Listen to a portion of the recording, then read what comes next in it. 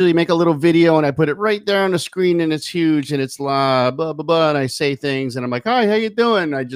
I live stream of consciousness on a video, the beginning of live stream of consciousness, but I didn't do that tonight. I'm far away from my computer screen, so I can't play with the graphics and all that stuff. How you doing? My name is Tom Bianchi. This is live stream of consciousness episode number. I have no idea. I could go back and count them, but I haven't yet. So it's episode, I don't know. Let's say it's episode 15. I think I've done more than that, but we're going to go with 15 tonight. It occurred to me not too long ago that everybody I've had on as a guest so far has been folks I know from the music community. And what occurred to me is that they're all about my age, a little bit younger, a little bit older, but nobody below the age of like 30 something. So who am I going to get as a guest to represent the youth a little bit? Well, the first and foremost person that came to mind is the number one representation of the youth of America is my good friend and colleague, Sawyer Thomas Lawson, who is he wears many hats. Sound engineer. He's a writer. He's a hip hop artist. He's plays guitar. He sings. He's a hardworking human being in the local community, and he's one of the two people in my COVID bubble. So here we are in the same room at the same time, ladies and gentlemen. Podcast. Put your virtual hands together. Welcome, Mr. Sawyer Thomas Lawson, to the stage. Sawyer, how you doing? I'm wonderful. How you doing? I feel like we've been like not talking much today. I feel like save it for the podcast. Yeah, so it's good. All right, now what? Yeah, I don't know. It's weird because I'm used to doing this podcast with the delay, and you have to, in this internet Zoom world, you have to time things, and you have to like really be sensitive to not cutting people off because it's so easy to do that. Whereas we talk over each other. Where we talk, yeah, exactly. We talk over each other all the time, and so we're just gonna have to do that. Yeah, it is. I'm checking my text to see if my wife is telling me if we're vocally balanced and all that stuff. And if you do chat, we can see you. Turn Sawyer up is what she said. You know what? That's right. Yeah, tiny little bit. Yeah, and I'm just gonna back off my mic a little bit. All right. I was also not directly in my mic a lot. So this podcast has gone in all different directions. So I do want to ask, generally, to start from your point of view, from the youth point of view, from the teenage point of view, like, what do you guys talk about when you get together with your crew as far as like COVID and politics in the world? Like where, I know it's a ridiculously broad question, but where are you at? So it's actually funny. I had this conversation last night. We don't talk about it. So it's not a banned subject, right? But me and my friends personally, like we almost never address the state of the world. We'll have conversations about crazy things, but then the majority of the time us like hanging out and talking, like we'll never discuss how bad life has gotten since COVID or like what, just things. I think it's a little bit of just like blocking it out almost, but being an ambassador for my generation is a bit of a task, but like we're an interesting group of people. Yeah. I think, I don't know. Social media has definitely changed us a lot. And as far as like, we talk about things, I think it's just well, you're the generation that's not on Facebook. We're the generation that's not on Facebook, but we're the generation that's on like Instagram and TikTok. But is Instagram and TikTok as it doesn't now I'm not on TikTok and I have an Instagram account. I'm there sometimes, but it doesn't seem anywhere near as like arguey, toxic, wah, me first, you second. Things, typing out things you would never say to somebody to their face, where you're like, you're a fucking asshole for thinking that way, you know? I think it's a lot more, I think it's more like passive aggressive. I think when it comes to people my age, it's like, no, like people I don't generally see like direct arguments on social media. Right. It's a lot more of like passive aggressive, like people posting on their story, like, don't say stuff like this, blah, blah, like things like that. They're like, you could tell they're messaging somebody. But But can you answer that with a TikTok thing, or is it just like there it is in the world to look at, and that's where it dies? It's kind of just there it is in the world to look at. It's also, I mean, I'm honestly not the right person to ask about TikTok because I don't have TikTok. Like when that came in, I was like, it used to be Musically, and that was for like 12-year-olds. So Right, I was right, like, right. this is not my, I'm not on social media a lot anyway. So So do you speak out? I'll say politically, but I include COVID, yeah, even socially. Do you speak out on one of these formats? Is there a format where you'll say something that, you know? I express nothing on social media because I'm just like, If you at this wanted to, point, what format would you use? Instagram maybe. Huh.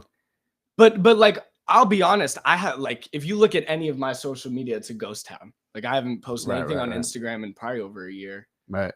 I don't So use anything so really. so you have this point of view that's that removed from Facebook. What do you think of this, like this like even what's going on? Because I know you're very in tune to politics.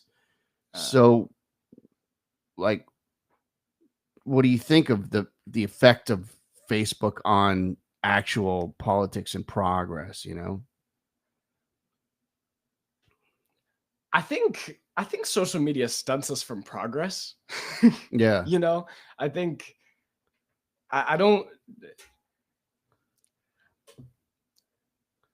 I want to talk about like social media and stuff like that, but do you want to talk about like music first? I'll talk I about feel anything. like it's too fresh. Yeah, yeah, definitely. I'll do anything. Yeah.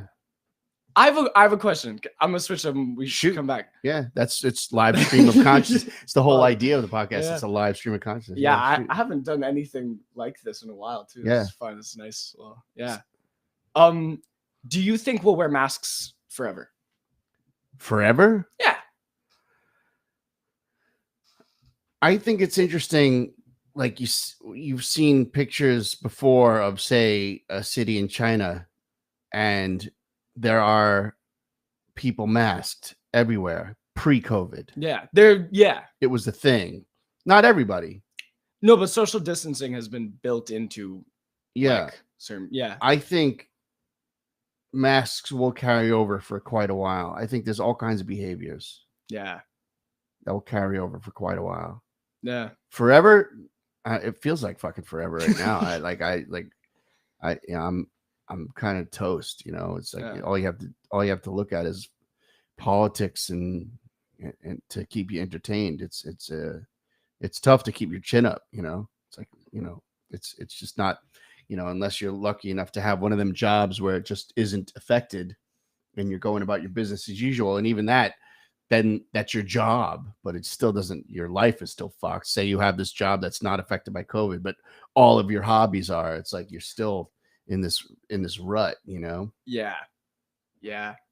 I only ask because I've been asking people that question recently. It's just like, cause I feel like it's definitely a good idea, right? Like we definitely probably should wear masks forever. Like many other countries have been doing it for a while. Right. But it's like, I feel like we also just have this kind of American mindset a little bit where it's just, we're just like, yeah, but we're going to want to see people's faces when we don't have to again. Yeah. You know?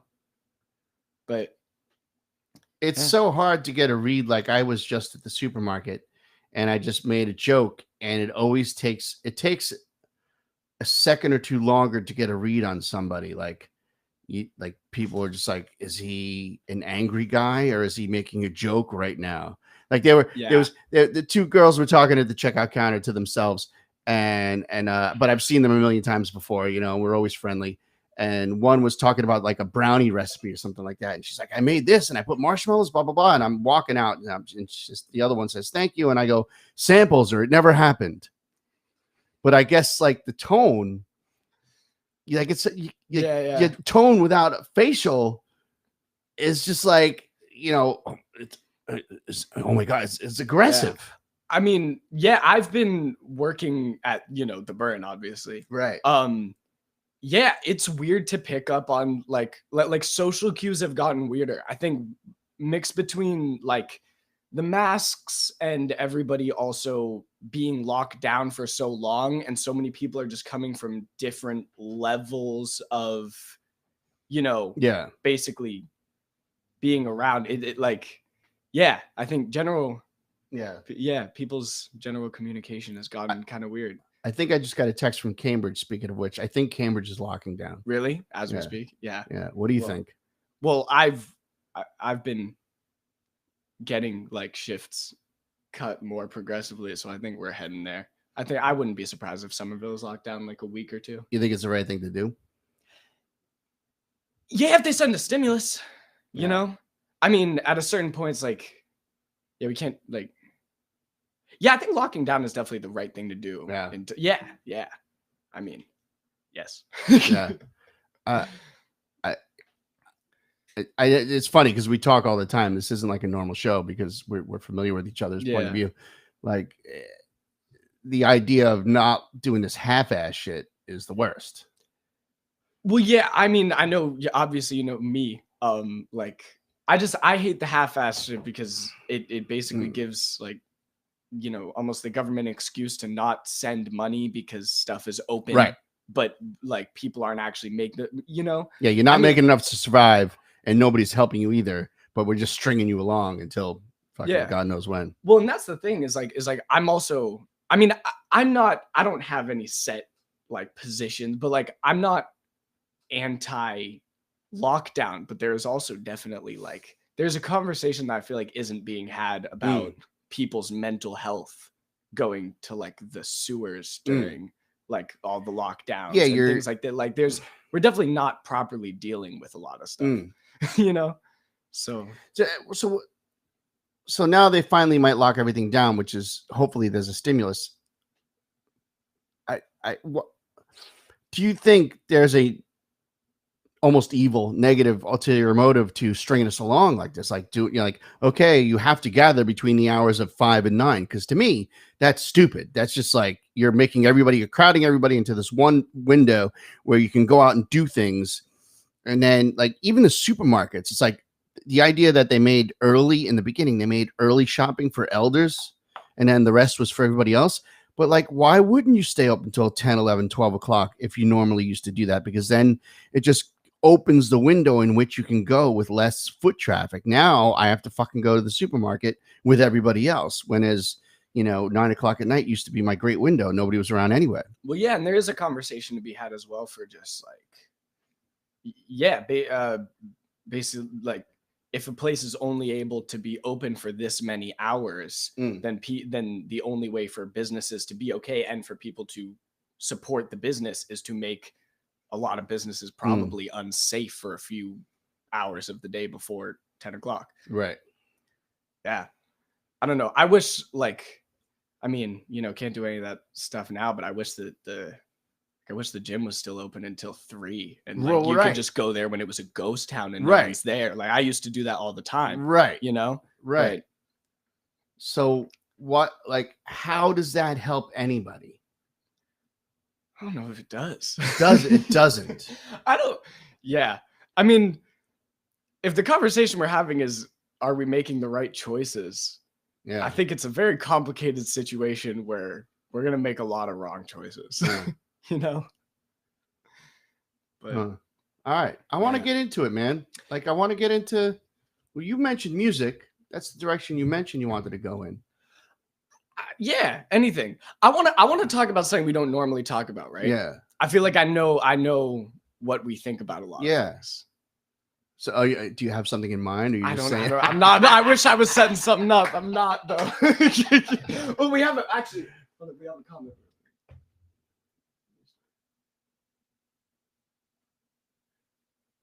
Yeah. Nice. Yeah. Yeah. Well, if there are any questions of what you want to hear an 18-year-old thinks about. yeah, definitely. So I'm thinking, should we? The thing is, I want.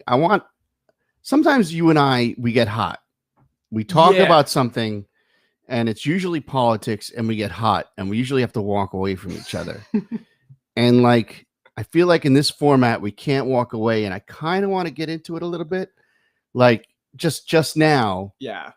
we just looked at the news and say Trump has decided to actually start the transition of power. Now I know, take me back to your first Bernie ties. Like, you were born and raised, well, you weren't born, but you Yeah. were raised in Vermont, and you've met Bernie Sanders at a young age.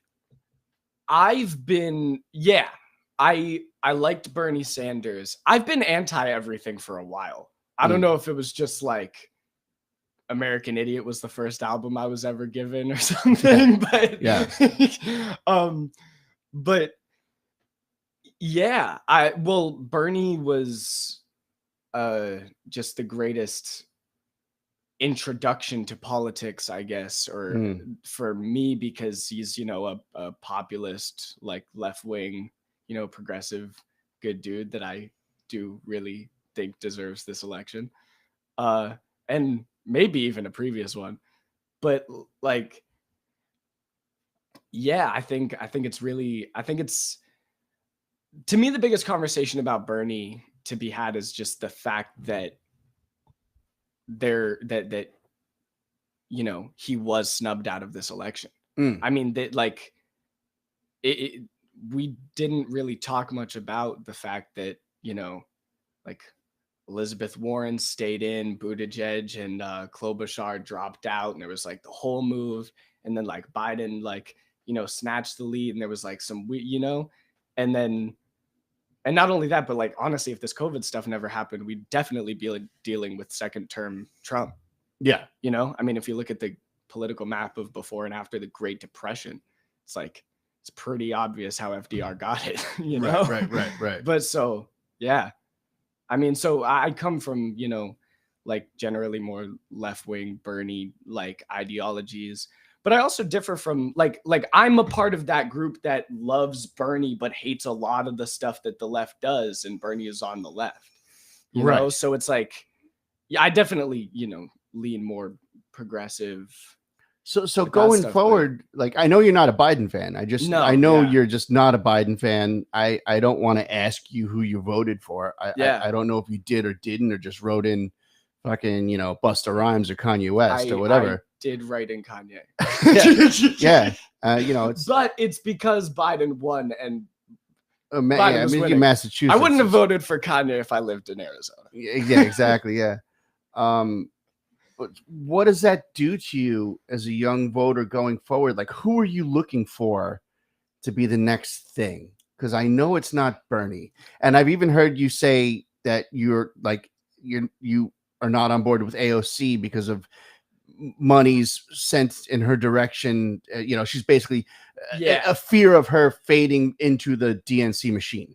Yeah, it's not that I hate AOC. I just don't trust AOC as like an end all be all, like pushing through a progressive agenda. I think that she's going to do other stuff while she's there, like everyone does. I mean, it's the government, you know? Yeah. But you're also not running around with like an Antifa hat on. No. So it's like, so you're like, that's, I guess what I'm asking you is, if there was no such thing as a party name and you had to describe your perfect party. Left-wing populist. Like everything popular. I mean, I think a lot of the issues is that people pretend to be populist in 2020. What does that mean? Trump is a wonderful example. Trump told a bunch of the country that he was going to help their areas and be for the people. He always talks about, like, you know, ending the military industrial complex and how we have all these problems. But then he constantly makes decisions to back, you know, all of, you know, basically just evil corporate decisions. What Trump is saying, but not what he's doing.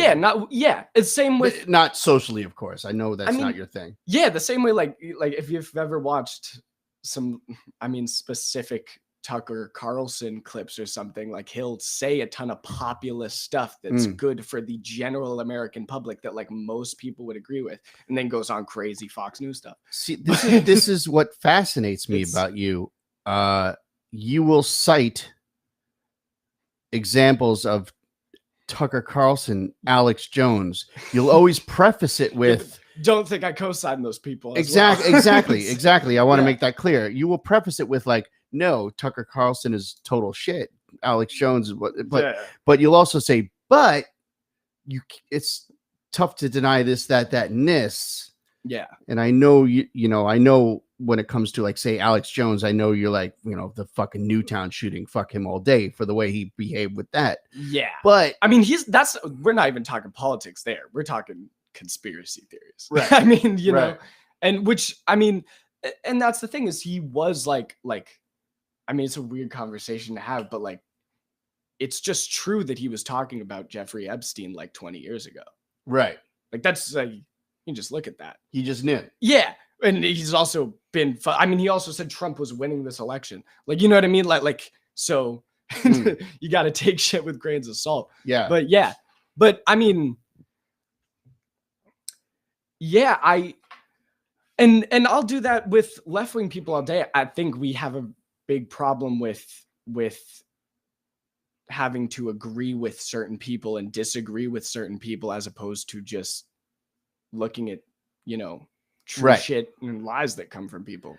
I remember I came home once and I made this statement that was like, yeah, some shithead or redneck or some asshole in a Jeep with a Trump sticker, and you kind of chewed me out for it. Well, I grew up with some kids that I know drive Jeeps with Trump stickers on them. Yeah.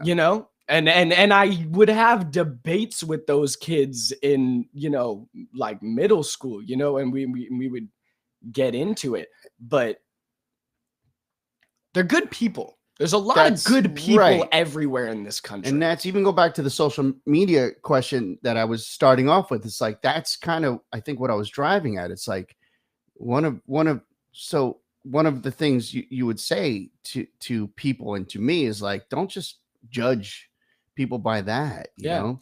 I mean, I know many more people that definitely just supported Trump because of how bad the left is for them, or how bad they believe the left is for them, but like, I know a lot of people that did not vote for Trump because of anything he said on any like race related fronts or, like most people really just voted because they thought like his tax bill was better. Yeah. That, out of everyone I know.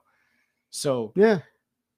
But I think we divide too much in this country. That's for sure. Yeah. We definitely, but I hate that. I also have friends that would be like, these libs are, and it's like, dude, yeah.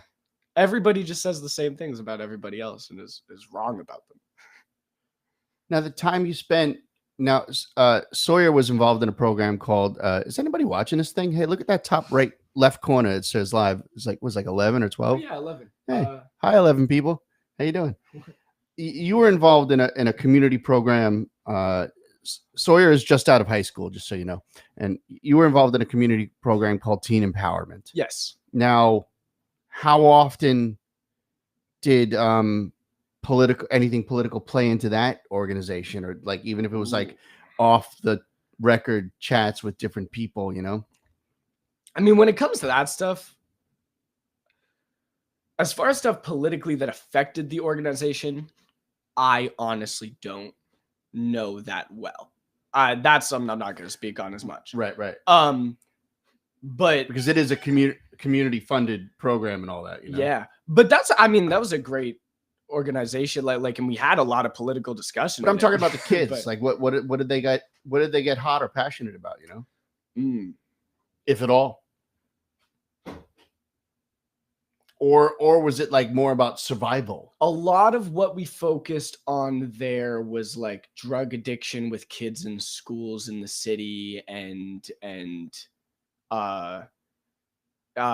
really anything that affected like mental health was a big concern and things like that. So that's what a lot of kids got fired up about. The organization also existed to, be an outlet and just a known thing in the city. So we obviously were always centered more to talk about like, social drug life. addiction issues Yeah. in the school, like, steering everybody straight. Yeah. So like on that, going that, it's like it's more who can talk about politics when you're worried about keeping drugs out of the house, or where your next meal might even come for. You're worried about your rent and all that stuff.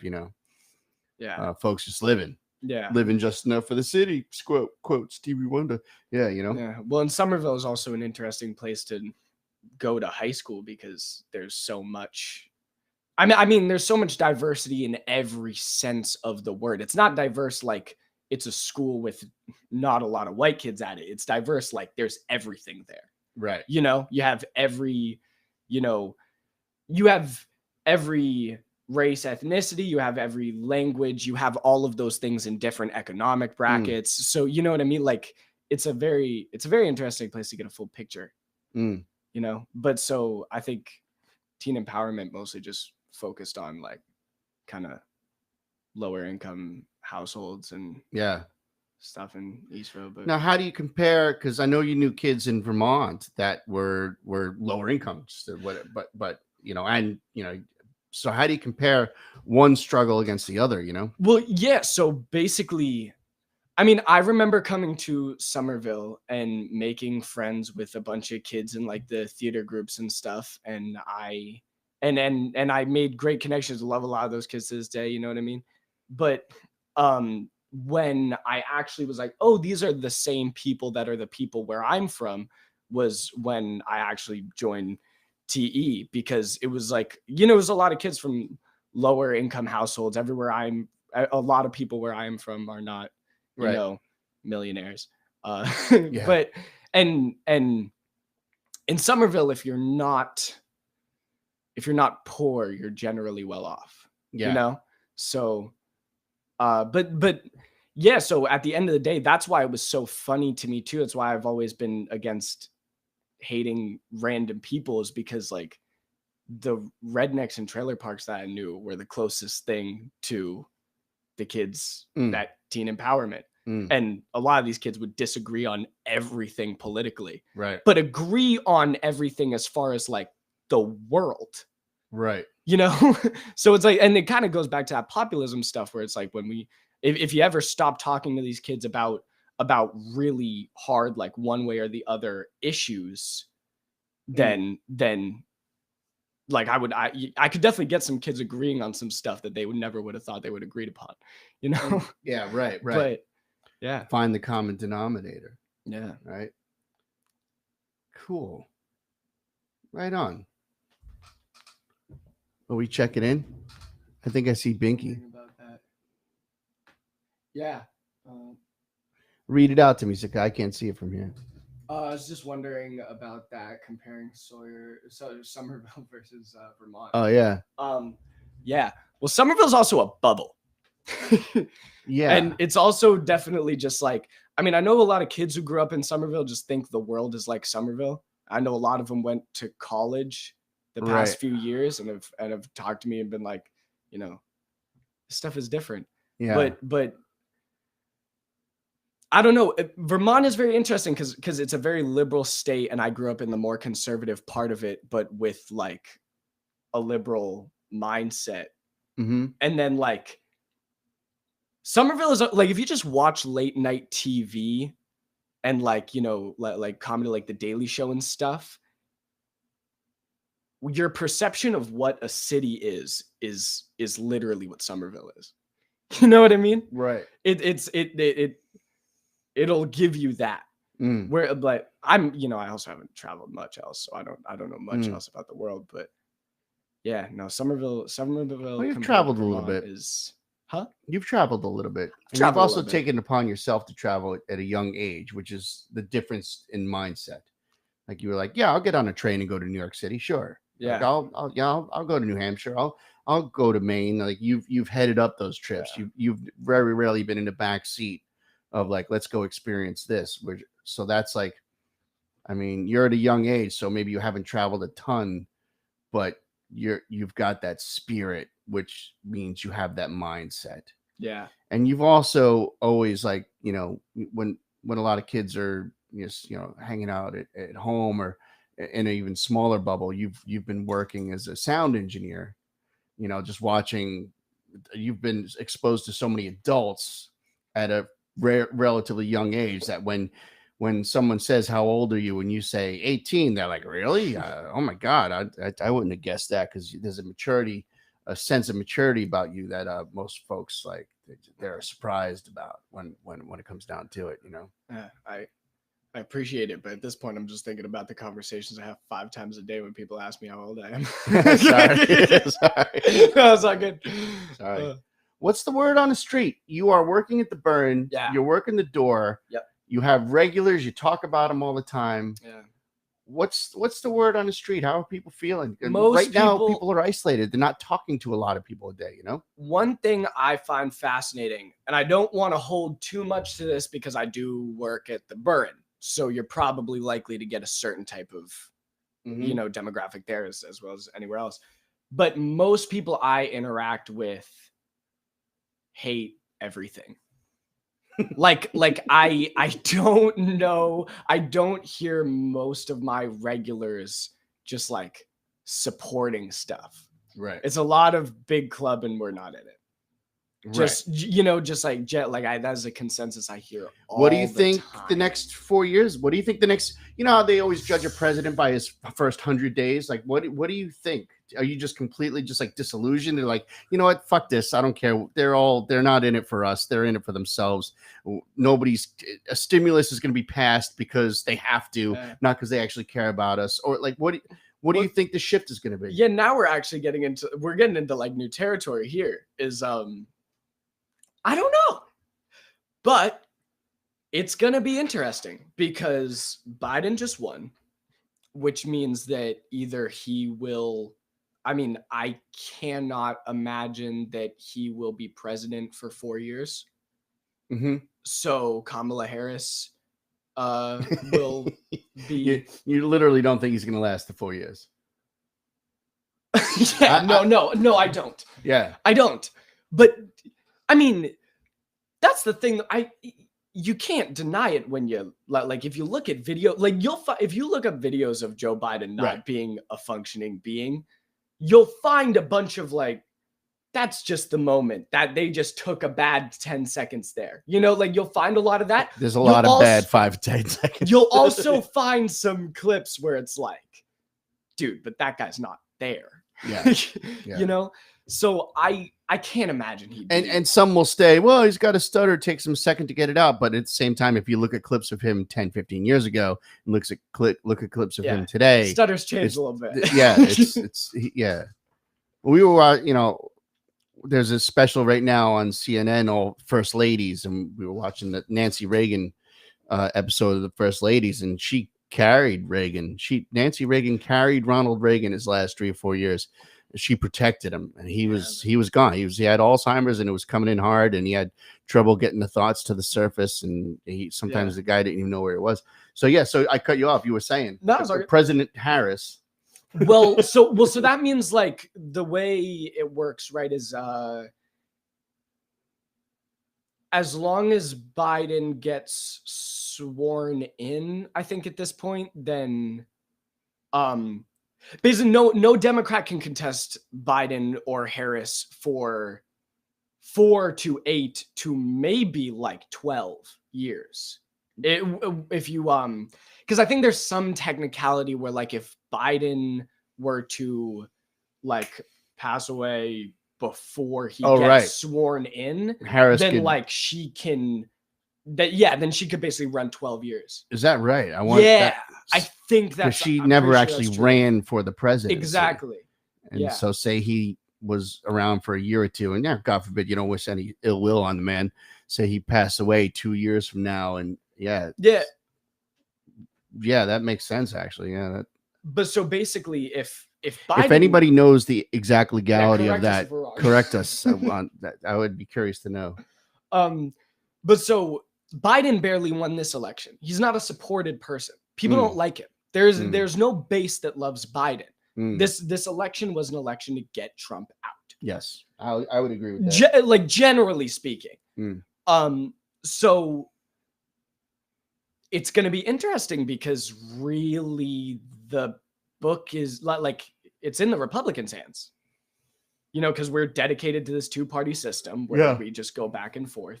But like, who are the Republicans going to put up, and what's the world going to look like? Like, I think like Biden will just be a return to basically Obama years in many ways, which is a lot of good things. Some things I'm definitely not in favor of, but that's politics. Like what? I mean, you know, I'm not a fan of anyone who just supports the war beast. Yeah. You know, and like Biden is not gonna chill out the military. Right. He's not gonna. Yeah. He's not gonna like, you know. Yeah, he's not gonna stop, you know, funding terrible things. Yeah. And, you know, I highly doubt the drone strike program is gonna go down. Trump increased it 4 times by the amount Obama increased it. But it's like you can't even get like Obama obviously brought in the drone strike program that everybody knows about that is, you know, terrible. Trump increased it by 4 times, but now it's precedent. Right. So it's not even like, oh, but presidents will be better or worse at the drone strike program. It's like, nah, they're all just gonna keep pushing it. Right. Like it's not like Trump was extra war hockey. Like I doubt it's going anywhere. You know? So I thought you said war hockey. I was like, dude, I want to play war hockey. That sounds like fun. Yeah.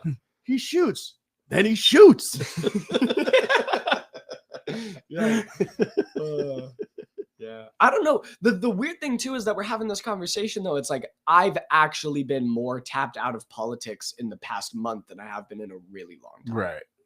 You know, because honestly, at this point, it's like the guy, like I know they're not putting in who I want. Like you ask me in the future, who do I think would be good for the future of the country? Like if if the Republicans put up Tulsi Gabbard in 2020, I would cry tears of joy. I mean, she's a Democrat, right? But like, you know what I mean?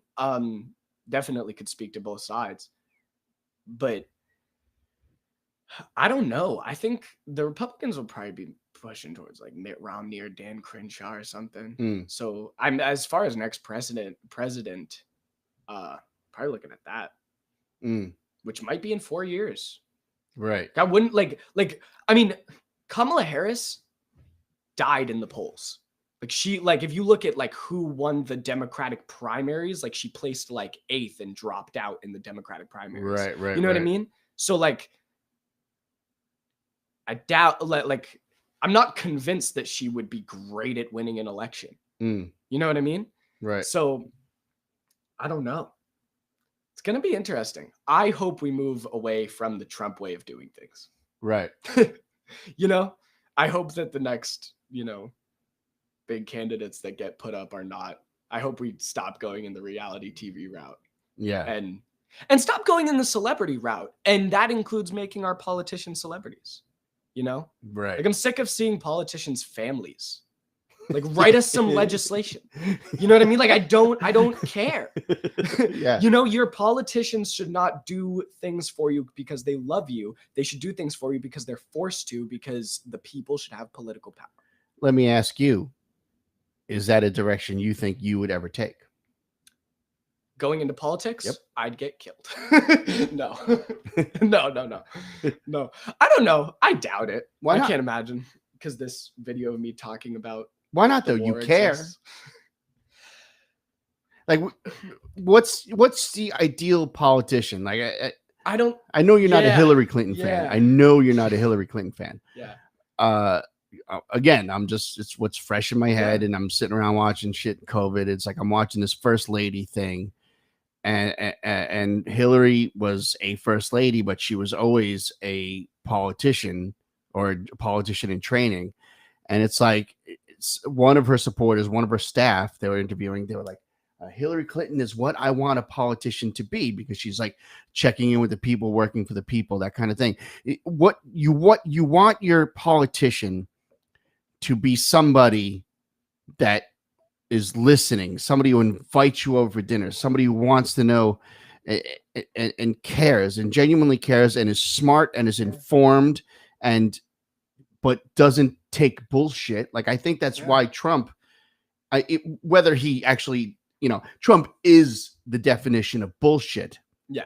But the sign Trump 2020, no more bullshit, is how he has so many fans, because that's what people are sold on about him. Yeah, he doesn't take any shit, even though he is complete bullshit. But like, you want a politician that doesn't take shit and and isn't afraid to go to bat for the positive things that the people want to put in place. So like, why not, man? Well, you to me are that person. And I'm not trying to push you in this direction.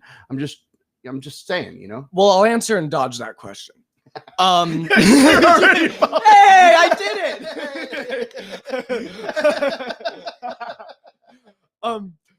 Well, that's why the thing to learn from Trump is not what Trump is, but what people think Trump is. Right. Like Trump.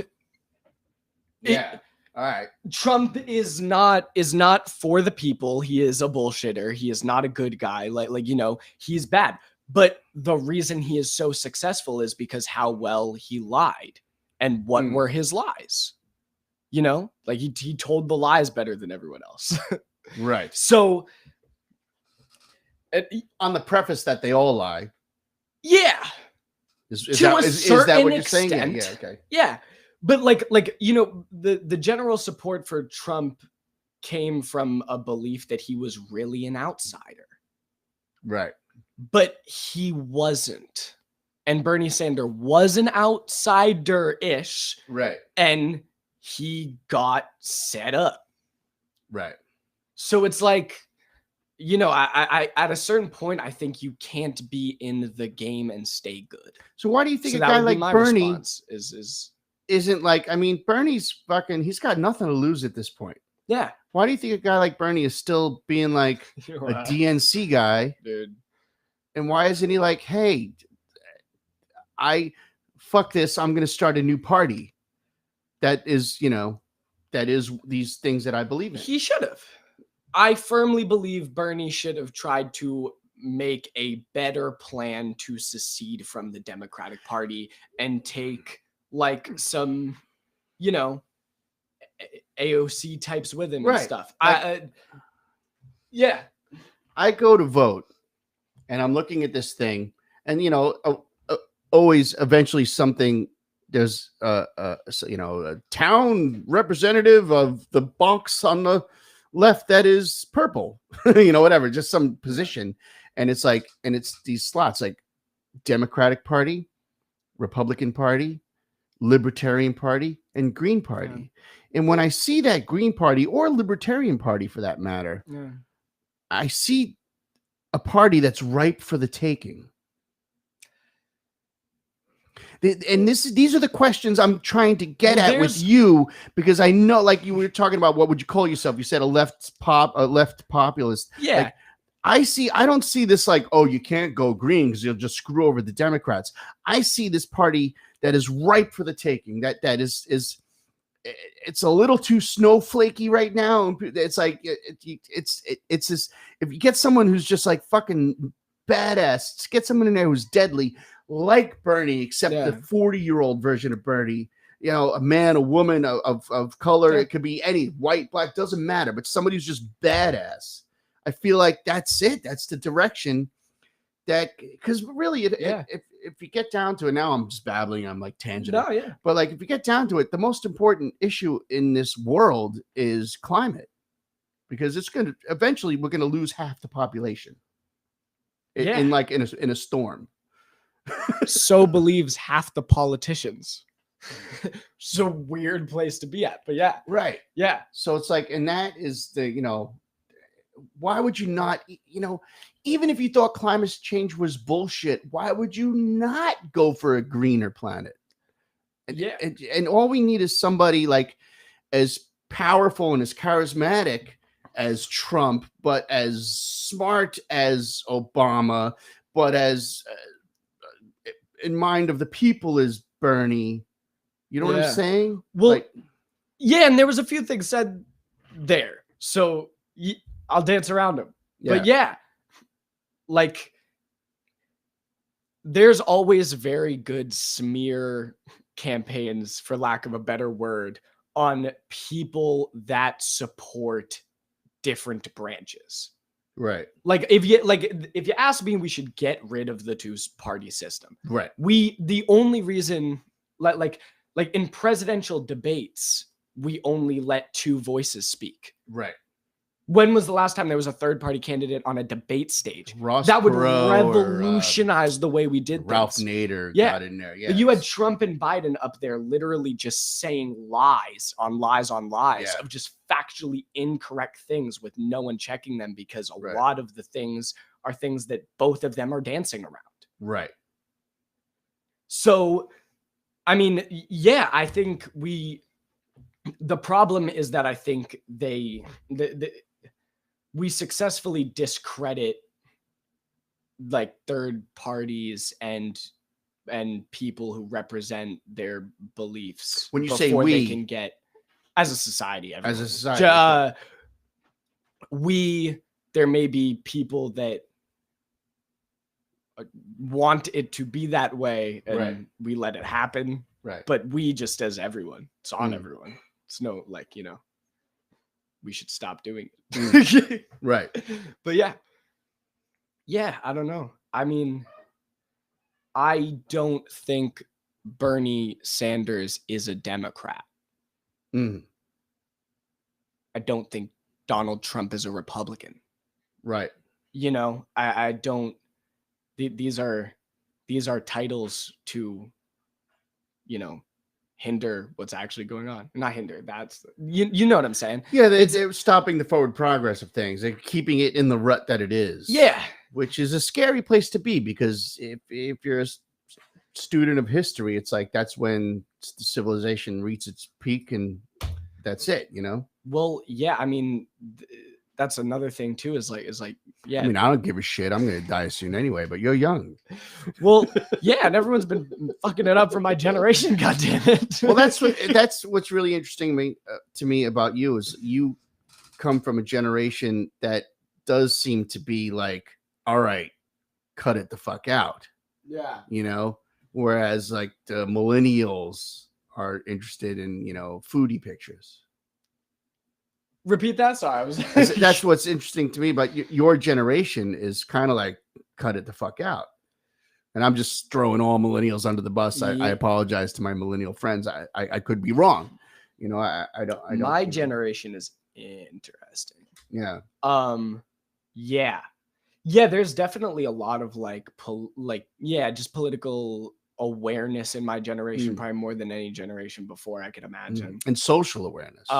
Your generation is the first one to be depends on how you define social awareness. Well, your crew is the first crew that I know of that was just like, relax on the fucking pronouns. You're too hung. You let people be whatever fucking pronoun they want. Stop judging or whatever. Just accept people for who they are. The thing is, I think there's legitimacy to that, but I almost don't even want to say anything about it, because I also it wasn't like that where I'm from. Right. It's like that in Somerville. Right. But Somerville's a bubble. Right. And most of the world isn't talking about pronouns. And the conversation about pronouns is one that's going to face some resistance. Right. From a lot of the world forever. Right. You know what I mean? There's so I don't know. I do think my generation cares less though. Do you think cares less? Not cares less, but is more accepting to it. I think you're much more likely to be if someone refers to somebody as that is a cis person, and someone is more in my generation, I think is more likely to be what's cis, and have it be that just means you don't think you are different gender than what you were born as, and they just be okay. Whereas I think in a previous generation, you'd hear more that sounds stupid. Yeah, that's not how it works. Blah, blah, blah. Exactly. Yeah. Yeah. So I think, yeah. But I don't know. I mean, my generation is also in many ways just clueless, though. I wouldn't say we're more socially aware. Or I forget what the word you used was, but Yeah. I'm not sure. Yeah. Yeah. No. Do you think your generation is the one that's going to break the two-party system? If we can ever learn how to talk to each other. Mm. Yeah. Yeah. I don't know. And you dodged my question. Oh, go ahead. Go ahead. I did. Yeah. My generation can achieve a lot. Like there's a ton of power behind my generation. I really hope we harness it. Right. You know? But like, and I don't even want to get in necessarily to a conversation about like, you know, foreign interference and blah, blah, and China and all that. But like, we can clearly be manipulated though. Like TikTok within months changed points of views of like a lot of people. I think, basically, from what I witnessed. You know what I mean? So we're definitely susceptible to bullshit. You know? Right. Or at some type of level. You know? Well, you say changed for the better, for the worse, or just changed? Or changed. Depends on what you believe. Yeah. You know, I mean, like sorry, yeah.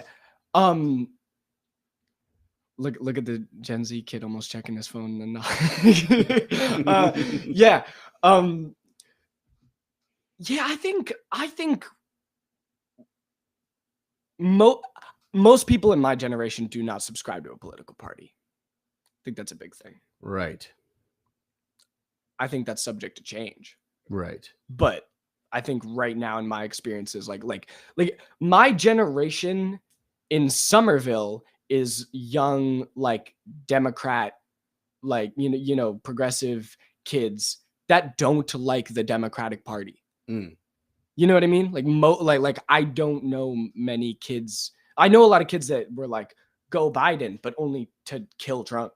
Like it wasn't right. If not kill like that, just don't. Yeah, just to be clear. You know, but so hey, now the NSA is listening. Cool. Good. Hey, more viewership. So what do we got over there? Someone says the guy who posted spinach pie pictures tonight, which is just a great burn that I co-sign. I'm not sure, like in reference to you talking about millennials like posting pictures. Oh yeah. Who said that? That's great. Who said that? Is that Binky? Binky, yeah. Yeah.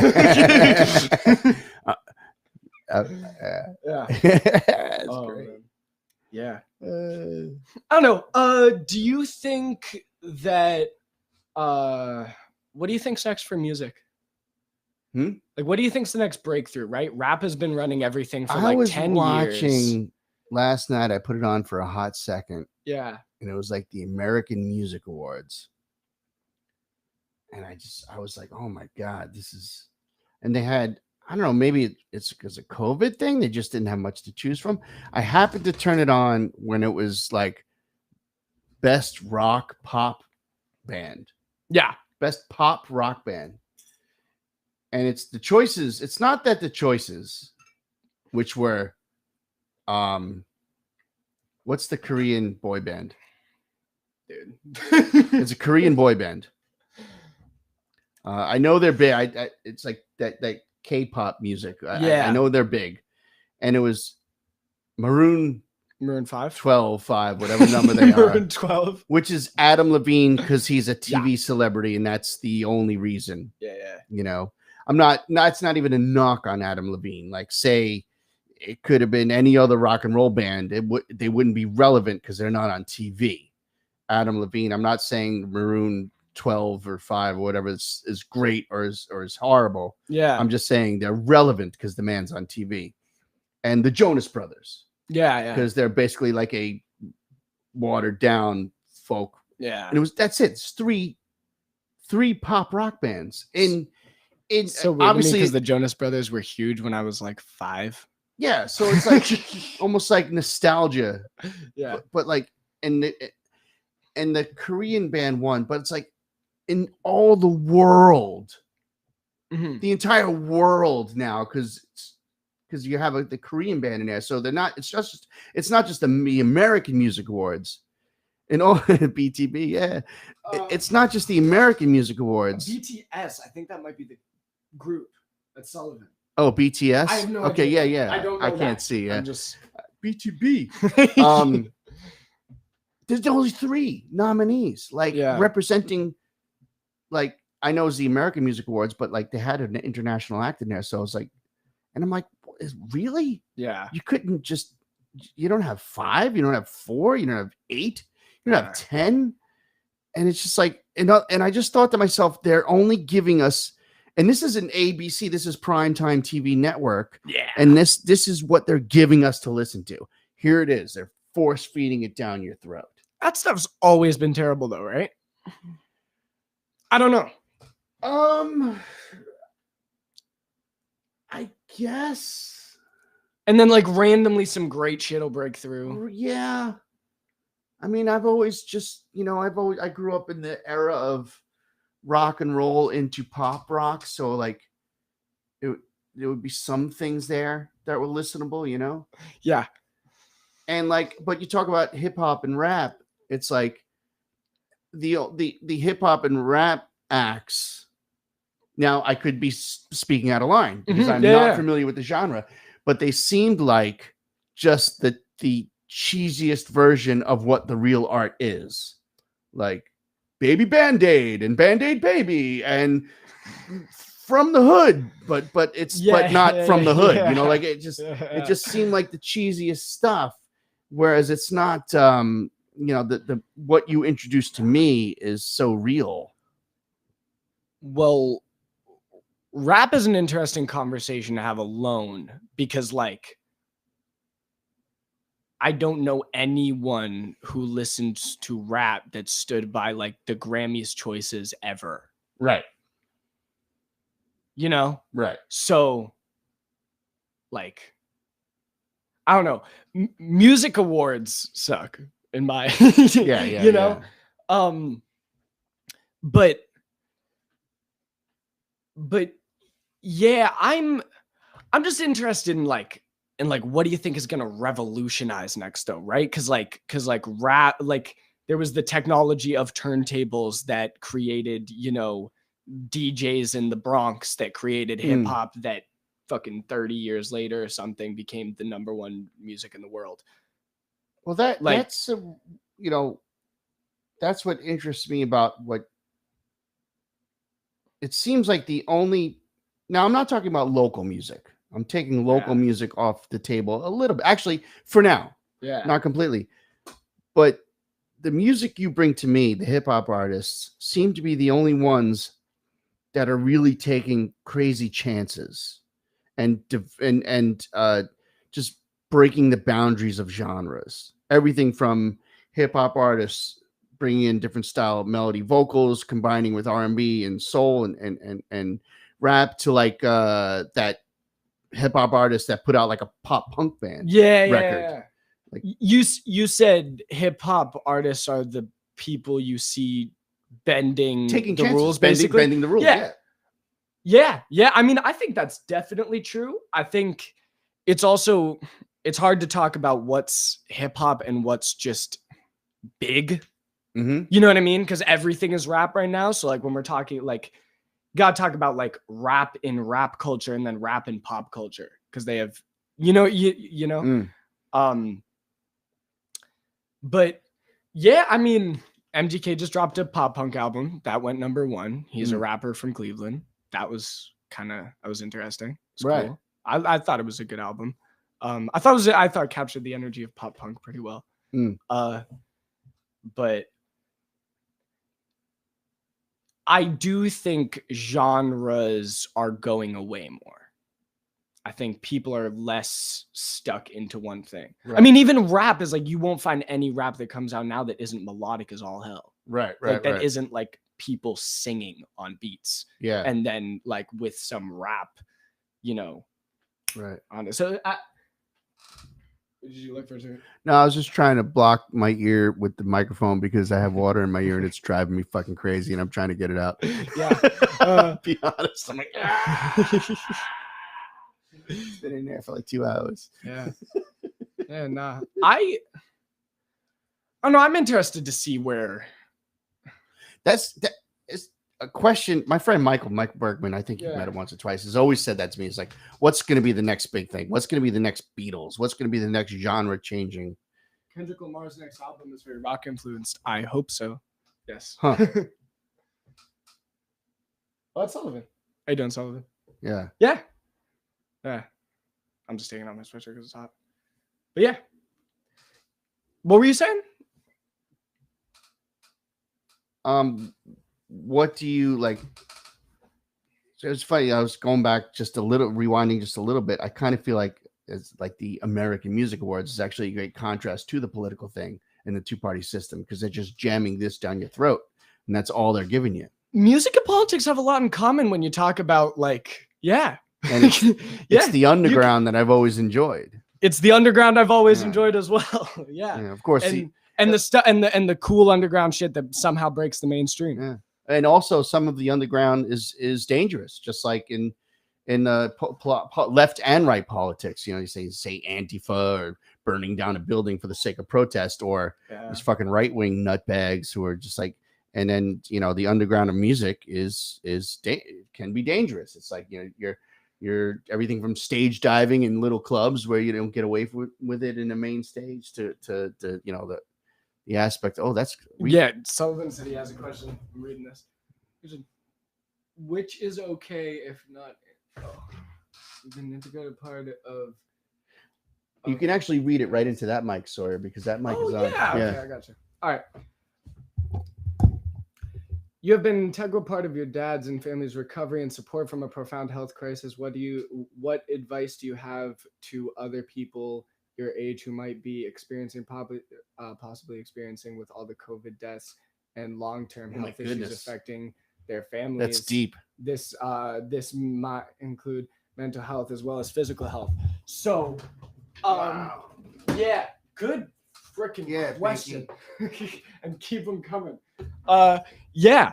Let me take a leak. Yeah, go for it. Oh, all right, Sawyer time. How's everybody doing? We have never had this many people in mental hospitals.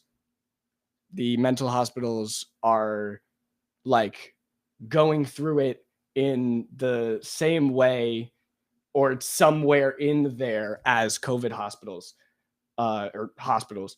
So that's definitely a huge concern. To lose, especially if you're dealing with stuff financially right now, as a product of just being in America, where a lot of people are not super stable financially, and you lose someone to COVID, that's terrible. I'm blessed to be sitting here, not currently, but talking with my father, who, as many people know, probably had a stroke last year, and I'm very grateful to be with mine and be, you know, running through the COVID time with a solid family. That said, advice to people. All lies, whatever he said while I was gone. Unless he said really nice things, which I'm sure he did. Oh, yeah. But yeah, as far as advice to families and people struggling with the crisis, my advice to people on a physical level for the virus is be healthy and don't get less healthy during the lockdown. Yeah. You know, we've lived by that. Yeah. Pretty much here in this household. Even before COVID and through COVID, we've, you see a lot of people on the social media just like, I'm going to drink my way through this. And that's all fun and games. Yeah.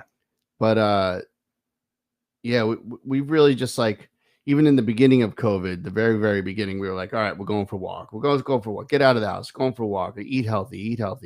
It's funny because we in the very beginning of COVID, when you you'd have your food delivered to you, and everybody was really scared.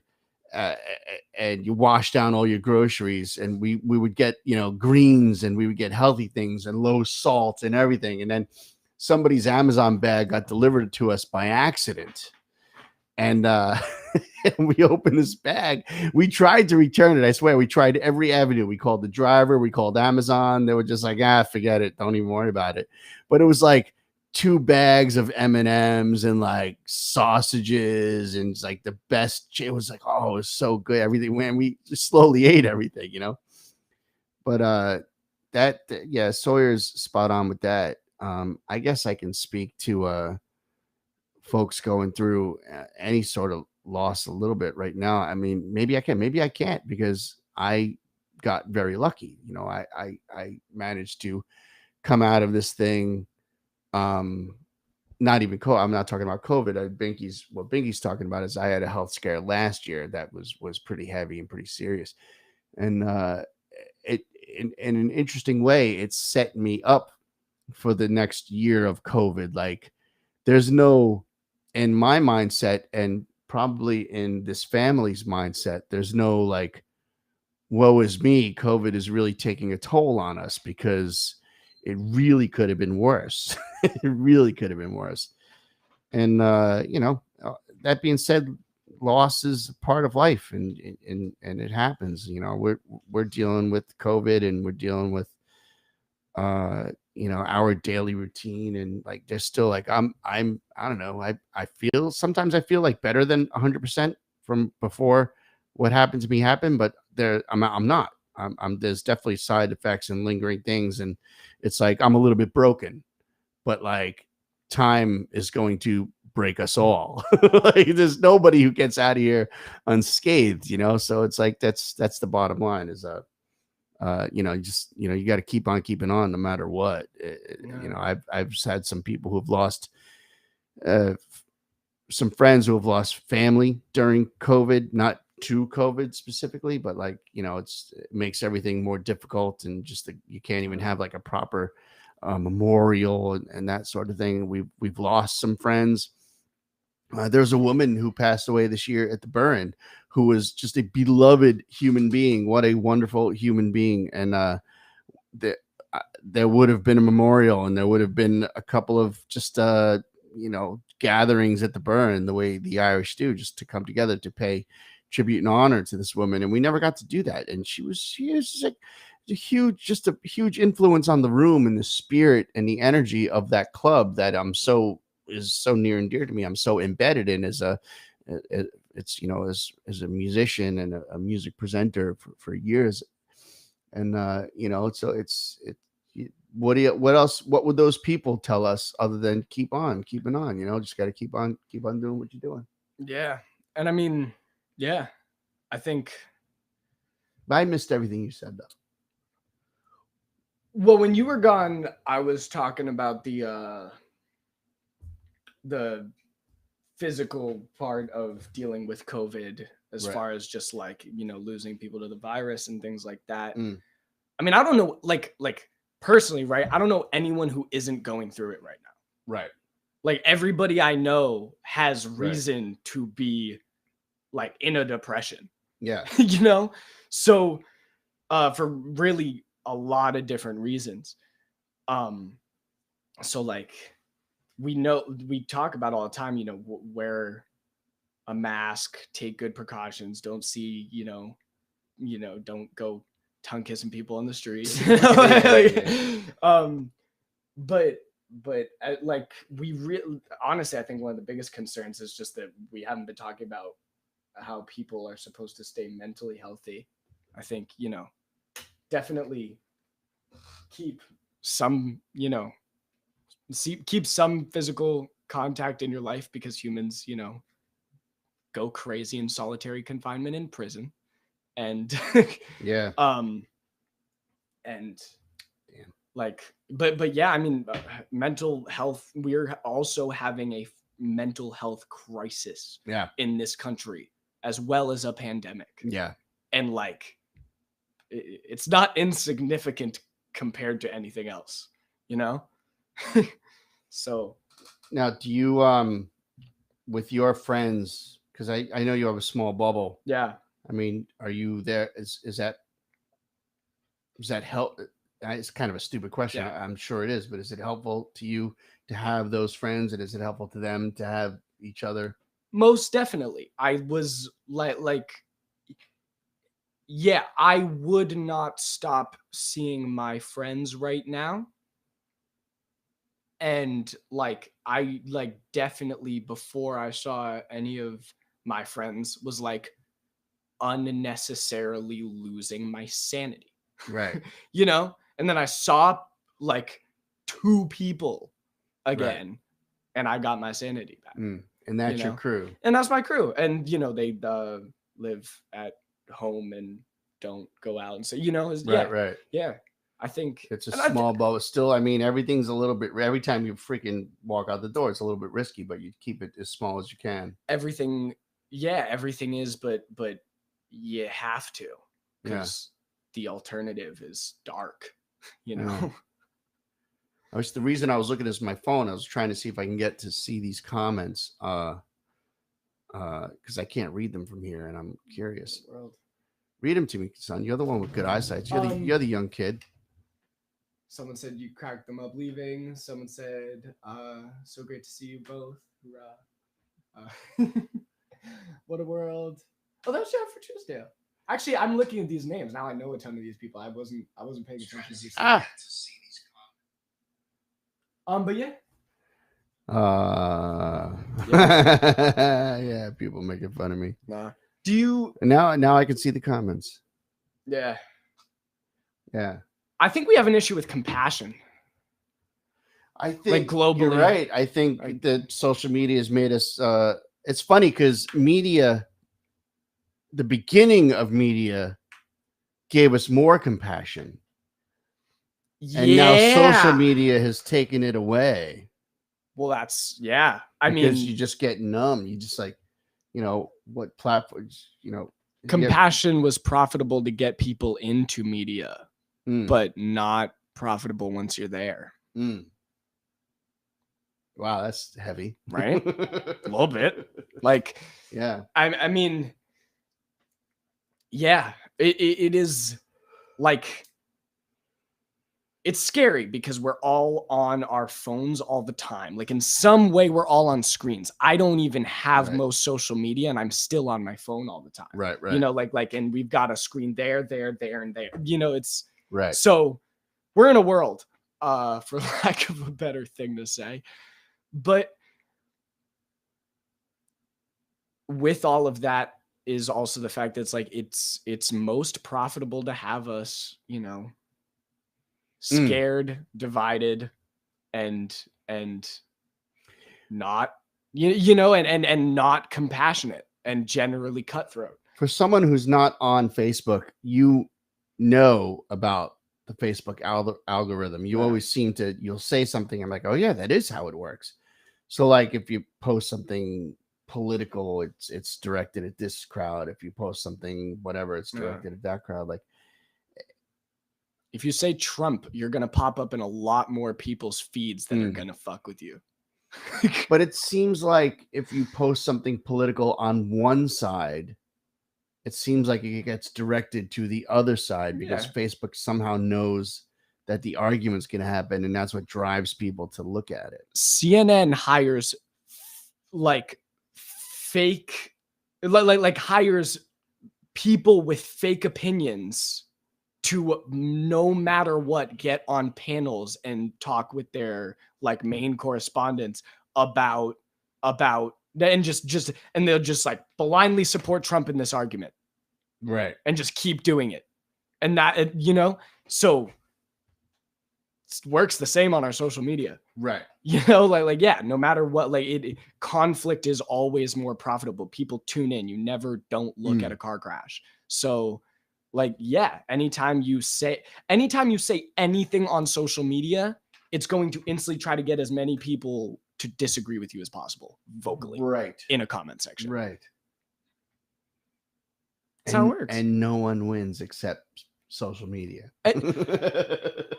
any time you spend on social media that is not like actively making you money is you clocking in and logging your data in for these guys for a bunch of hours. Right. It's what it is. I do it. You know what I mean? Like it, but that's what it is. They make money off of selling your information. So where do you stay informed? Where do I stay informed? Okay. So I'll look at everything. I've been looking at less lately. I try to look at a lot of stuff, but take everything with a grain of salt. Like I could I love like Secular Talk with Kyle Kalinske is a great show. Kyle Kalinske is that a like podcast? It's not a podcast. It's like a self-run like news style type show. Okay. But I don't agree. What does it lean? I'm not familiar with the show. He's more like a left populist. Kyle Kalinske co-founded like the organization that played the biggest role in AOC getting elected and stuff. Okay. So he's over there, but he'll also criticize AOC. You know, he's but so that's a good one. I like Crystal and Sagar on the Hill. Okay. Is a good place. Again, you're look at everything, believe nothing, Google stuff yourself. You're talking about stuff that I'm really not familiar with. So like this, what did you say? Seagal? Crystal and Sagar. Sagar? Yeah. Is that what is now? How would you say? So these are programs and not necessarily news, like the way we think of news, like ABC News or CNN or Fox or any of those type of things. Yeah, I mean, I wouldn't. Secular Talk is a privately run thing by the guy himself, so it's just like a self-employed dude running his program. But yeah, no, I mean, I wouldn't steer anyone to any specific outlet. Like you, for any major outlet we have right now that you can pay attention to, you can look up a page of lies that were impactful that they told. Right. At some point. Right. You know, so like there is, you know, you gotta do your rounds. Do you look at any of the regular news outlets, any of the media, I would never repeat a thing said on any major news outlet ever before looking at it. Because I'm so first. I mean, I remember going to the gym before all this COVID stuff, and they would have 4 TVs right next to each other. That would be CBS, Fox News, CNN, and MSNBC, and they would just all be reading the same story with completely different headlines. Right. It would literally be just like person A saying, "I'm going to save the world," and person A saying, "I'm going to kill everyone." And that was the headline for the same thing that they were running at the same time. And it's just like this isn't real. Like somewhere someone's lying. Where do you look for news? Music. What are your sources for news? Spotify kills the algorithm. They've got it. They know like on any given day, they will just sauce all the songs I want to hear. Yeah. So that's terrible. That's evil. Like it freaks me out. But it's so Spotify just has a lot of good music. But I mean not the actual music. I mean. Oh, somebody I don't know. We'll keep going and listen. The sound. I don't know. It could be. Wait. Phone, PS4, video games, iPad. That's from that's from a while ago. I don't know.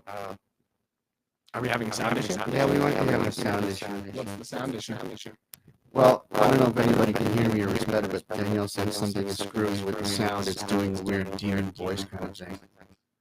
Weird demon voice. weird demon voice. Is it still weird demon voice? Come on, wife, text me.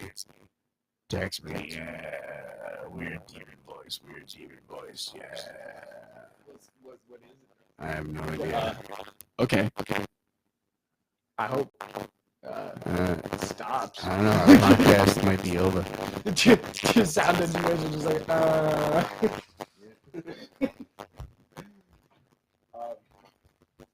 I don't know. Everything looks like it's running, I think we sound great. right? I don't know. I don't know. Is it like our interwebs or what?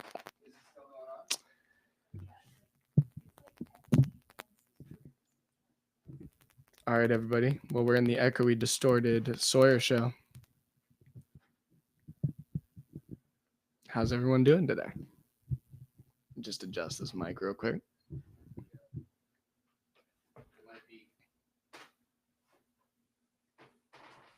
That's all like crunchy and weird. It is? Yeah.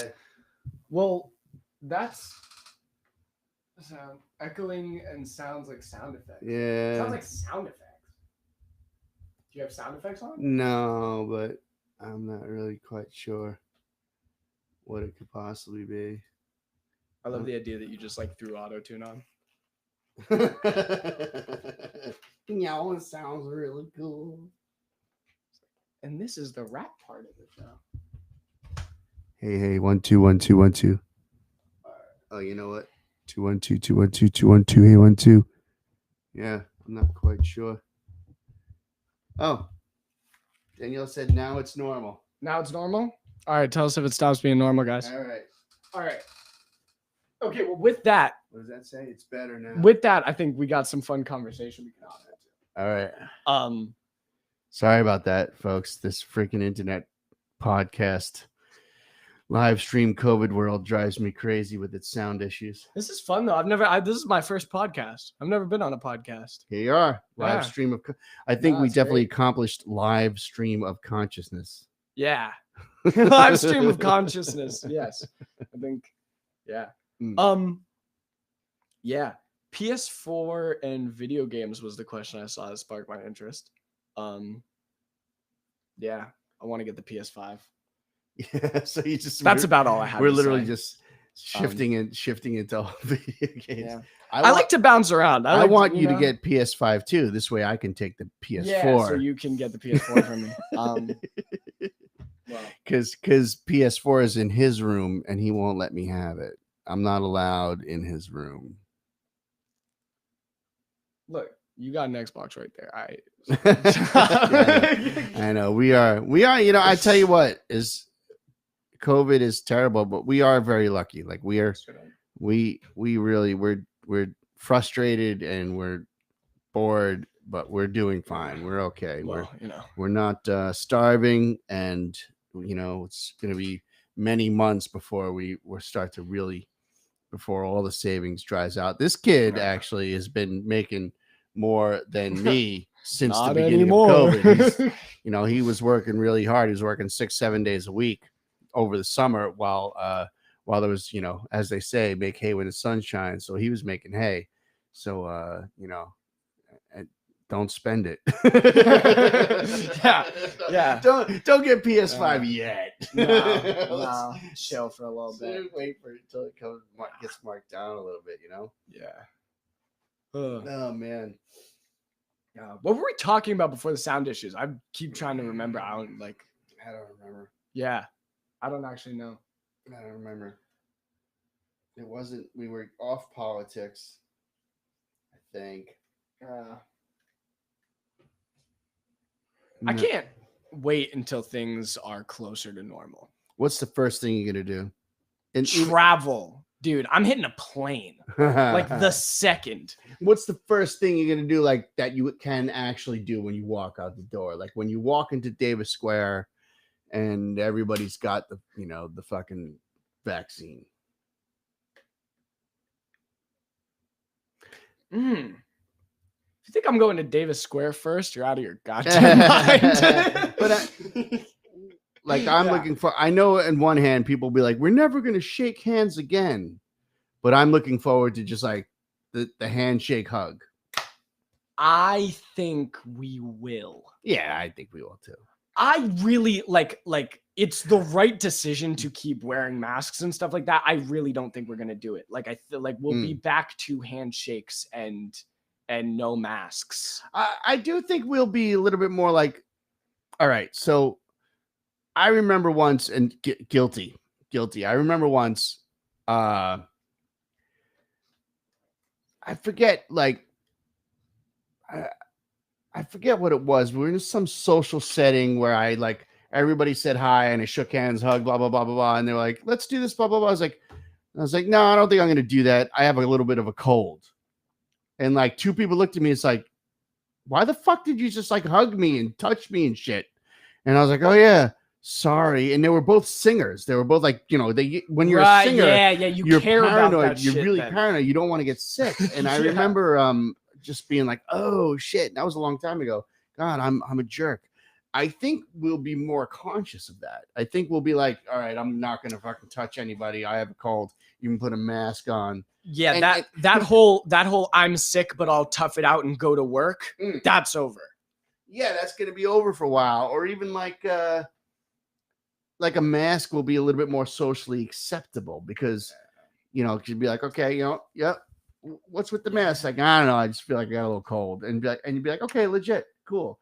But like, as if you had a cold and you went on with a mask on before, people would be like, what the fuck are you doing? That's interesting. So like the mask will be more acceptable when people just do it out of precaution, but people won't do it. Because I think that's, you're 100% pro mask. But the bottom line is you wear the mask so you don't spread. You don't necessarily wear the mask so you don't catch. Like wearing the mask to not catch is like 30% effective, whereas wearing the mask to not spread is like 70% effective. And of course, if everybody's wearing the mask, the rates of spread go way down. Yeah. But stats are still stats. And it's like, you know, but we're not ignorant people. It's like, it doesn't even help you. It's like, yes, it does. It's not fail safe. It does. Yeah. Yes. There's a window of risk. Well, that's a great thing there, right there, though, right? Like, people should wear masks. Right. Obviously, I always wear a mask.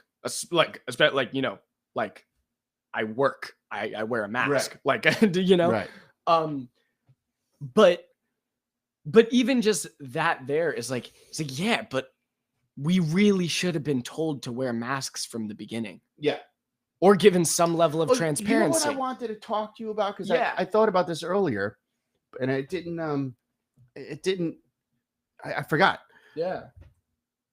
I know you are pro mask all day long, but I also know that I believe that you would be like, it should not be mandated whatsoever. Nothing should be mandated. Right. But that, yeah.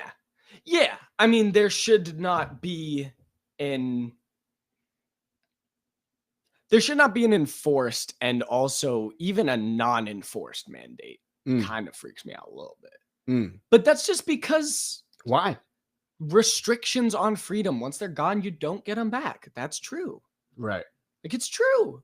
It's just, you know, like everybody should wear a mask. If you don't wear a mask, you're a jackass. Like right now. Like, so you're literally saying it's like not constitutional to say you have to wear a mask walking down the street. You're like, you're not supposed to do that. Yeah. Businesses all day should say you have to fucking wear a mask to come in here.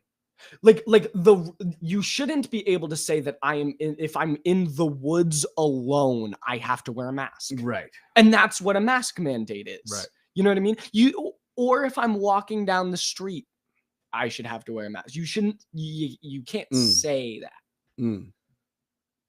But everyone should. Right. There should be way more of that in this country. It's also a problem because we're so big and people do dumb shit. Like, you know what I mean? Like, I'm not saying it like there. I recognize that there's a million problems with everything, right? You know, but yeah, I will. If you know me, I will go that way more often than not. when it comes to just personal freedoms. Right. I was in school during the whole like walkouts for school shootings and all that, and I participated in a bunch of them. You know what I mean? But also I will be the first to just be like, you can't like just take people's guns though, Right. like all day. Like I'm a Second Amendment person, Right. but it's not saying we should give everyone guns or things like that. You know what I mean? I'm just not in favor of taking them because I'm generally going to be in favor of not restricting freedoms. What, does that make you part libertarian or something? I don't subscribe to anything. Right. Like, yeah, sure, somewhere, but like, I've seen a lot of videos of libertarians saying dumb things I don't agree with, so I don't know, but like, I'm not just Democrat or just Republican. Right. But like, I believe in healthcare and I believe in guns. So like, don't put a label on me, Right. Geez, so what if you ran for tomorrow and you had to be a party? When I went to the voting booths, I did not know what I was gonna do. Right. I wasn't ever gonna write Trump. So, like, I knew what I wasn't gonna do. I was pretty sure that wouldn't happen. Right. But like, I went in and like, I saw that and I filled in all the other ones and like, I left that for last and like, I came back to it. And I was like, the D and the R next to both of these names just disgust me. Mm-hmm. And so do the names. I mean, I hated both candidates as well, but like, yeah, I don't know, but I wouldn't run as a Democrat or a Republican, but I wouldn't run as a fucking libertarian. Like, straight up, what is it about Biden you didn't like? The 94 crime bill. The what? I could say a million things about Biden I don't like. Biden, like you can look at his first presidential runs, right, or like years ago. You know what I mean? Like he's always been a bullshitter. Like you know, he did like he's a liar. He's a politician. He's not good. I don't like him. The 94 crime bill implemented like the 3 strikes, like all those things. It ramped up the amount we have for-profit prisons and all kinds of stuff. I know that like I know kids who have court cases right now where if they lose them, they'll go to prison and they'll be put into slavery, and that is a direct result of the 94 crime bill. Right. Still in place to this day. Yeah. I mean, the old leader of the executive guy at Teen Empowerment was one of the first people to ever do 10 years for selling a dime bag. Right. That's the 94 crime. So that's literally that. Like you're personally involved with you have friends who are personally heavily affected. Yeah. If I cast a vote for Biden, I'd be casting a vote for the guy who literally put that guy in prison for 10 years for selling a dime bag. Right. Because he was like forced into a gang for protection because he was where he's from, for for shit that's out of his control. Right. Do you have any faith that a Biden can reconcile what he did now that he's in a position to do so? No, and it's not in his financial interests to. So Biden, like anything Biden says about prison reform is a lie. Mm-hmm. He's in the pocket of people who are for-profit. Has he said anything about it? He is. He's said things, but like, no. But that's the thing about Biden is Biden hasn't said anything about anything. Like he started saying more things a few months ago, but even if you watch like the stuff he was posting when he was toe-to-toe with Bernie and they were like neck and neck, it's all just empty words of non-promises of not like because like, show us your legislation. What are you gonna do? Yeah, so he's been doing that more recently. I'll be honest, I'm not like I'm kind of sidestepping because I don't know specifically what his latest words on prison are. But like if Biden's saying anything about being for prison reform, he's lying. It's not true. It's just like I think Brooke said here, but I'm not sure. You have to read that for me. yeah, here. Yeah. What did she say before that? Hi, Brooke, by the way. Oh, fucking rock star. It is a direct result of the 94 crime bill and a direct result of our white supremacist foundation. It's facts. Yeah. So like you don't think there'll be something where Biden taps somebody and says, "Hey, I want you to take care of this and undo the bad aspects of this 94 crime bill." Joe Biden didn't run the 94 crime bill on like unnecessary evil. Joe Biden ran the 94 crime bill on like, I don't care what happened to these people or anything that led to this. Like, we need to throw people in prison. Like Joe, yeah, no. Like when people tell you who they are, believe them. Joe Biden has told us, Joe Biden has told us he likes slavery, and Joe Biden has told us he likes endless wars. So believe him. And don't think he might be against those things in the future. He's not. He likes those things. Do you think this is going to be a war hawk presidency?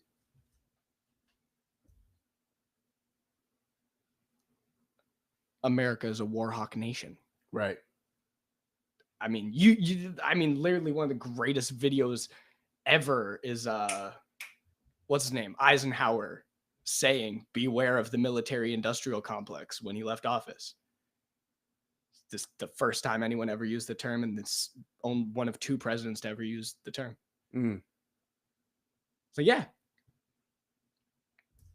I mean, it's no more than really yeah, it all is. So why wouldn't you get into politics?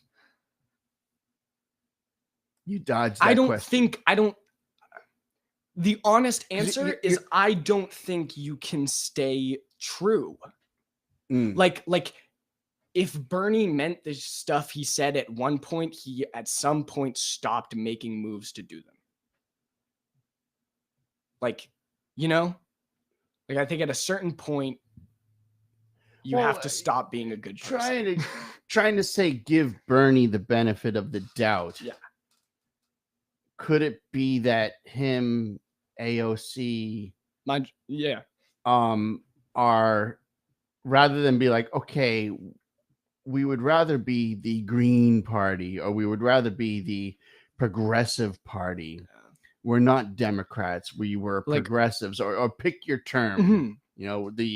The obtruse party. Whatever it is. I'm not trying to pin the name to an actual cause, but do you think rather than try to do that, which is an even greater uphill battle, try to create the third or fourth or fifth party, they'd rather try to infiltrate the Democratic Party and make it more to their liking, giving them the benefit of the doubt?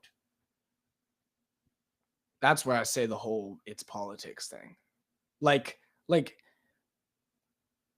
I don't know what any of these people's intentions are in their like heart and in their core and like what they're actually trying to do, right? Like none of us do at the end of the day.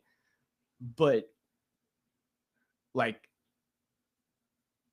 AOC has been pulling away from her super progressive stuff for a while, and is like agreeing more with like Pelosi and standard Democrat things on how to get certain things done. And then there's levels to it, and there's a whole bunch of conversation to be had here. But like, yeah, people can say, "Oh, we're playing the game to, work with the party and try to change what the party." Play the game. It's like a movie script. It's like, yeah, Bernie had the Democratic Party looking real progressive for a second, right? And he had it making look like a revolution, right? Yeah, but it's back to corporatism now. Yeah, and he got shellacked for it. That lasted for as long as Bernie Sanders lasted for, and now it's back to endless corporatism.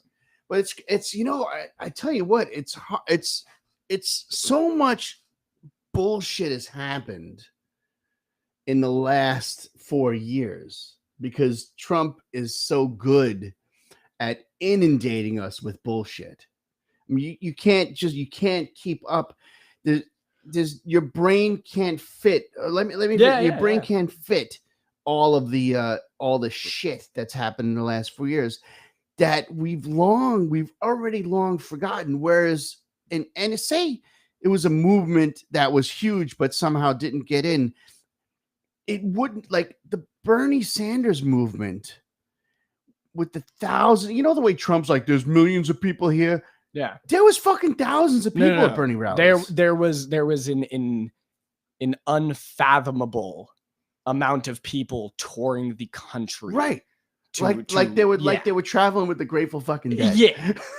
There's never been something like that. And we've like kind of just forgotten that. And it was a real movement. That's what happened with Obama. Obama had the same base. Like Obama had a wildly progressive, like the Bernie base of just an army, a grassroots army, built by certain other things, but a grassroots army of just, people who supported him. And in Obama's like first year of presidency, basically disbanded that support and made specific moves because they were like, look, this fan base is a little powerful here. So, yeah. I remember that. I remember the local politician now who wasn't into politics back then. After the first Obama year, he was just like, he didn't do anything he said he was going to do for us. He didn't.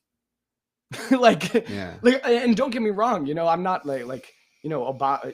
There's a whole lot of conversation that you can have here. But at the end of the day, it's like if Bernie got in, he probably would have had to disband his group too. I don't know. Bernie also had way less corporate ties than Obama. Way less. So I don't know that that's true. Yeah. But, do you think someone like AOC is going to make a run? Not for presidency this early. She did. I mean, in 15 years, maybe. No, who knows? I mean, time will tell. Yeah. I mean, we're also getting to the point where it's like running for president used to be a thing, whereas every single election we've been having recently has been like, here are our 50 presidential candidates. Right. So it's like running for president might be less of a thing in the future. Right. Like who hasn't run for president, I guess. It's like, yeah. Yeah. I mean, we could say John Kasich ran for president. I don't see why AOC wouldn't. Anyone, can come up with no names to happen, I guess is my point. So interesting. Yeah. Cool. Yeah. How you feeling? I feel good. I wanna do this again because I've never done a podcast before. Yeah. So I feel like it's interesting. This is my first one that's not screen to screen long distance. Yeah. In person. The flow is different. Yeah. I feel a little bit, it's funny because we talk every day. Yeah. But I feel a little bit like I did the very first podcast I did because it's like it's a new thing and I'm getting used to it. It's also funny because we're we have conversation every day. So this is I feel like we're almost too aware of the fact that we're on camera. A little bit. Or at least I am. A little bit. Yeah. But yeah. Yeah, no. It's cool though. I like it. It's a good format. I like this podcast. Right on. What do you think? Think that's a good show? I think that's a good show. I think that's a pretty good show. How long have we been at it for? About almost 2 hours. Almost 2 hours. That's where. Yeah, it's a good sweet spot to leave it at. I think. Unless Brooke Feinberg has a question for this. Unless anybody's awesome got human being final questions or ones that we didn't see. Tell us about your shirt.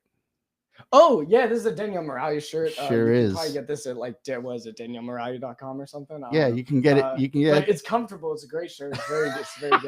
It's got purple print. It's nice. I like it. It's swaggy. But you can get that shirt at your local Danielle Moralia store. Yes, sir. Your local Danielle Moralia store. Well, if you want to go say hi to Sawyer in person and ask him questions, don't do that. he works.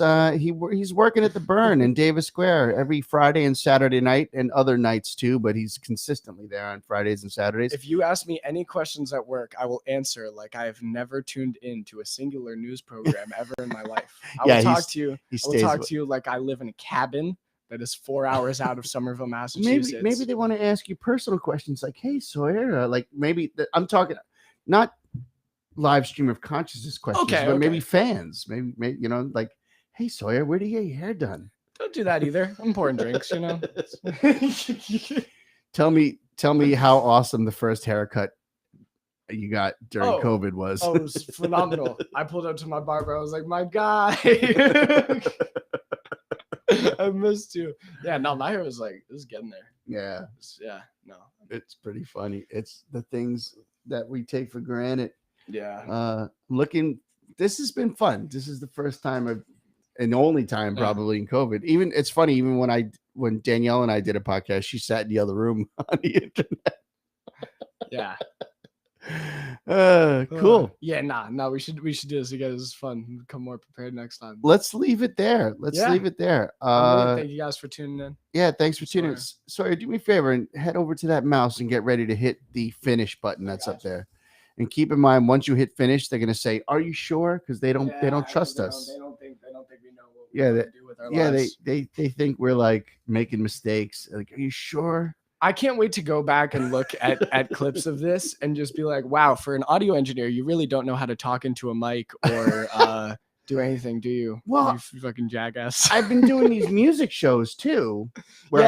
And the thing is, like, there's no way to hear, even if I put headphones on right now and hear what it sounds like in our unit, it sounds different on the internet. There's a whole different way it compresses. So it's like, it's impossible. It makes the best audio engineer sound like a moron. I mean, this is so much different than anything that like we usually do. Like I've done stuff like this before, but never because we were in a pandemic and we would have otherwise been doing it differently. What now you are a mixing engineer at the Burn. You've mixed a million shows. What crew is your favorite? What do you miss the most? Ooh, like what bands? Yeah, what crew? Yeah, what band? Yeah. Oh man, shout out everybody I used to do sound for. I love you guys. I mean, you know, what's a good one? Not favorites. Well, like I just gotta shout out Los Gatos because that's the Burn guys. You know what I mean? Like that. Yeah. Oh man, those shows would be a blast. Have they stopped in for dinner at all? Yeah, I haven't seen them much, but you know, it's maybe when I'm not working and stuff. I miss because before all this stuff happened, Joyce was on tour, so I was doing sound for all the shows, and like, I was about to do my not my first, but I was about to do one of my first, and my first where it was just all me doing a Janovitz show. But that was always a great crowd. Man, we have a lot of great concerts. I can't wait until they start up. It's gonna sound like I'm self-promoting for us, but like we have a lot of great shows. I enjoyed doing sound for a lot of those shows, so dearly. My phone is about to die, so I don't have faith in being able to pull this up, but I do have a video. Danielle and I went for a walk last week and we saw Jeff Jam in the park playing. Yeah, I saw him walking down. I saw a sax player walking down the street the other day. Yeah. Oh man, and I couldn't say hello because he wouldn't recognize me because we were both wearing masks. Yeah. And I was like, I heard two of the folks from Ezekiel's Wheels playing on the bike path. Yeah. And I was like, John, and he was like 500 feet away from me. Yeah. Half a football field. He was like, "Is that Tom?" I was like, mask on from that distance. Yeah. And I was like, yeah. He's like, yay. I saw a kid. I mean, no one cares about this, but I saw a kid that was like the first kid I ever met when I went to Somerville High School in the street the other day. Yeah. I was like, yo, my man. Like I was like, yo, hold up. Do I know you? And he was like, Sawyer? I was like, I haven't seen you in 4 years, dude. Yeah. I don't know how. Like, we both look insanely different. Last time I saw you, both of us were 14. And, right. You know, and like we're both wearing masks. Yeah. And you still recognize him. Wild. Crazy world. Humans are crazy. But yeah. All right, let's put this one to bed. All right. Get ready to hit that finish button. Ladies and gentlemen, thank you so much for tuning into the show. It'll live here on Facebook and YouTube for a little while. Eventually it might be deleted, but it'll be back here at some point. Thanks for tuning in. Say goodbye. I love you all. Bye. Bye. Hit the